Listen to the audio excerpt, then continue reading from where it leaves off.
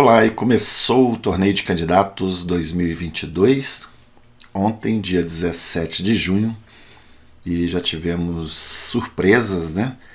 Primeiro, o Jing Liren perdendo, que foi considerado por muitos o favorito. Ainda pode ser que ele vire, mas isso já mostra que talvez ele tenha vindo cansado já depois da maratona de partidas que ele jogou na China. Também achei que o Nakamura está um pouco fora de forma, talvez essa vida de lives e talvez tomando muito aquelas bebidas que ele patrocina, não sei se ainda patrocina. Ele está até um pouco gordinho e sempre fazendo muita careta, não acho que ele tenha a estabilidade para chegar até o fim, né, e virar, reverter essa situação. Começou perdendo. O Firuja com aquela vontade toda, mas parou aqui, né? Quase perde para um veterano, já podemos dizer que é um veterano, né? E o Radjabov foi também um prodígio, ganhou aos 13 anos do Kasparov e sempre teve aí no jogador top, jogadores tops. Aí passou um tempo meio afastado, voltou e já está nos top de novo, está jogando candidatos. É um jogador que vai fazer, na minha opinião, um bom torneio. Para vencer precisava de uma inspiração a mais, mas ele vai chegar bem. O Firuja talvez seja a instabilidade, a inexperiência, assim como os dois jogadores mais novos aqui também, juntamente com o Firuja, são os três mais novos, Duda, Raport e Firuja, né? Mas a partida do Nepo foi um verdadeiro massacre. Então o Nepo, por já ter passado por tudo que passou, né? Eu digo o match contra o Magnus Carlsen, que foi aquele massacre que ninguém esperava que fosse tão fácil depois da derrota daquela partida gigantesca. O Nepo parece que desestabilizou para o match e ficou essa impressão que ele não pode jogar um bom match ou até vencer o Magnus Carlsen numa nova oportunidade. Mas ele tem a seu favor o fato de já ter passado pelos candidatos, já ter vencido o candidato e já ter jogado contra o Magnus Carlsen, já sabe como é o match, pode se preparar melhor. O Caruana ainda mais, já jogou candidato, já venceu o candidato, já jogou com o Magnus Carlsen e empatou o match, né, de partidas principais, partidas no ritmo standard. E então foi o jogador que chegou em número 2 de todos os tempos, o maior rating, então superando aí o Jing Liren, que hoje está como número 2. Então o nível de jogo que foi quem foi mais alto depois do Carlsen, o Caruana, e se ele tiver em forma, e parece que está, eu voto aqui, aposto minhas fichas no Caruana. Inclusive no dia que começou, ontem, né, eu dei uma aula para um aluno bastante antigo, uma aula particular, individual, e ele votou no Caruana. Ele tem uns bons palpites, votou no Caruana. Eu vejo pelas imagens que o Caruana está mais tranquilo, não sinto isso dos outros jogadores. Talvez o Nepo esteja com bastante moral aí depois dessa vitória, mas olha só, a rodada de hoje, dia 18, vai ser exatamente Caruana e Nepo. Os dois líderes vão se enfrentar, Nepo de brancas. Então essa é uma partida decisiva. Essa também é uma partida decisiva que o Jing Liren ou ele vence para se manter no torneio, ou ele vai ficar meio fora já desde o início, né? Tudo aqui, né, pode despontar um novo horizonte para cada um desses jogadores. Se vence, tendo empatado no primeiro dia, excelente, 1,5 em 2, e o que perdeu aqui no caso Nakamura, se vence, já vai para 1 ponto, já encosta ali. Então, excelente, eu acho que tem um favoritismo para o Caruana, seguido aí pelo Nepo, e o Jing Liren ainda não vou tirar ele pode fazer uma reação muito boa, minha visão é essa, se ele superar aí talvez o lado emocional ou preparo físico, talvez tenha um esgotamento mental até, né? A gente não sabe como estão as condições. Então eu acho que num torneio desse, cada um poderia ter um bom torneio e vencer o torneio em condições específicas, né, para cada momento, como se fosse assim, um universo paralelo. Cada um teria esse universo paralelo onde ele vence o torneio. Mas nesse momento aqui temos que ver o contexto e o lado psicológico. Então eu acho que ganha quem está sentindo que é o seu momento, que é o lugar é dele. E eu acho que o Caruana é quem está passando isso na expressão. Pode mudar ao longo do torneio, ele já esteve muito bem no candidato anterior, Caruana, deixando passar a chance. Então eu acho que isso aí também conta a favor do Caruana, ele deixou passar uma chance, então essa eu acho que ele vai aproveitar. E a partida que eu mais gostei não foi o massacre do Nepo aqui do Dinguileiro, acho que o Dinguileiro jogou mal, o Nepo fez vários lances excelentes, né? Mas a que eu gostei mais de ver foi essa aqui, que eu achei mais redondinha, né? Essa partida do Caruana e Nakamura, Rui Lopes.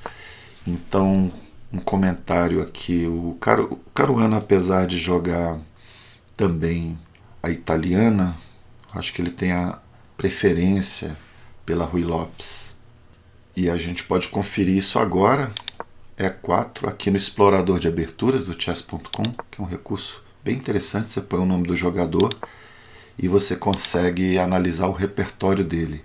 Então, olha só o que eu disse. Italiano ele joga, não tem um bom score aqui, tem mais derrotas do que vitórias, e Rui Lopes é a principal.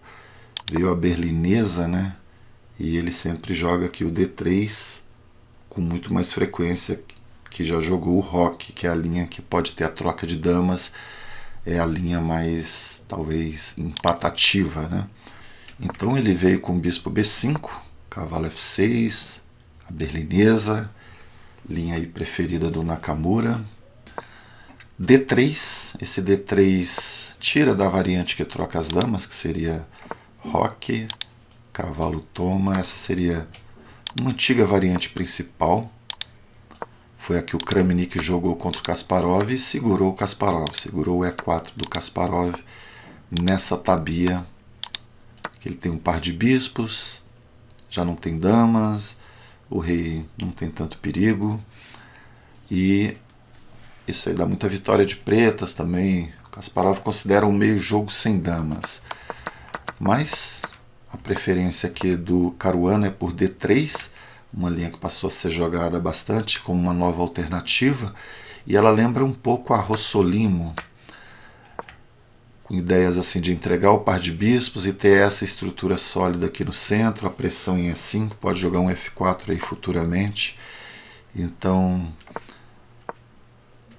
ele seguiu com essa ideia interessante, que ele quer visar casas aqui na ala da dama, e liberou também o bispo, né, que pode jogar aqui, pode jogar em G5. Veio dama E7, cavalo A5, um lance que incomoda. Por exemplo, um roque grande eu acho que não vai ser uma boa coisa. Ele já vai preparar um ataque baseado no avanço dos peões e a ruptura em B5. Então é uma ideia descartada.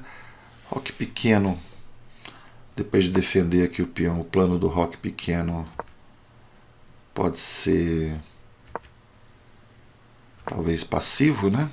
Então, pensar em roque talvez fosse um pouco passivo para as pretensões aqui do Nakamura, então ele veio com uma variante mais agressiva. Esse aqui é o único. O bispo parece que fica um pouco fora de jogo, mas a pressão em E5 é um dos temas aí, e o Nakamura reforça esse ponto e está querendo jogar H5 e H4.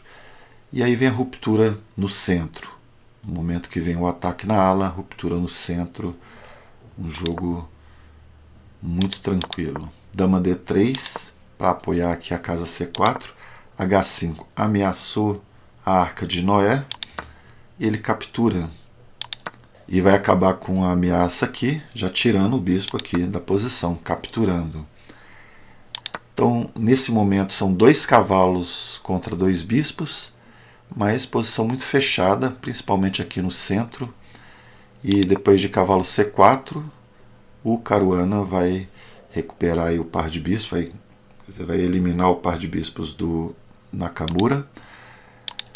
Ele já elimina, tomar de torre vai ficar essa fraqueza, né? Então tem que tomar de peão.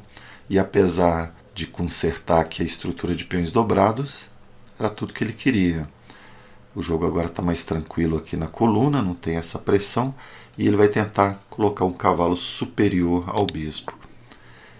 Já encontra aqui um alvo, força os avanços, então os avanços acabaram sendo debilidades aí para o Nakamura no futuro, mas ainda está muito equilibrado. Olha, o Engine está gostando muito, está jogando A6, tirando ali do ataque, foi o que o Nakamura jogou.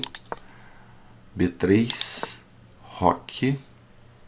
O roque foi o lance suspeito aqui, já identificamos que ele deveria ter seguido, talvez até com um roque manual.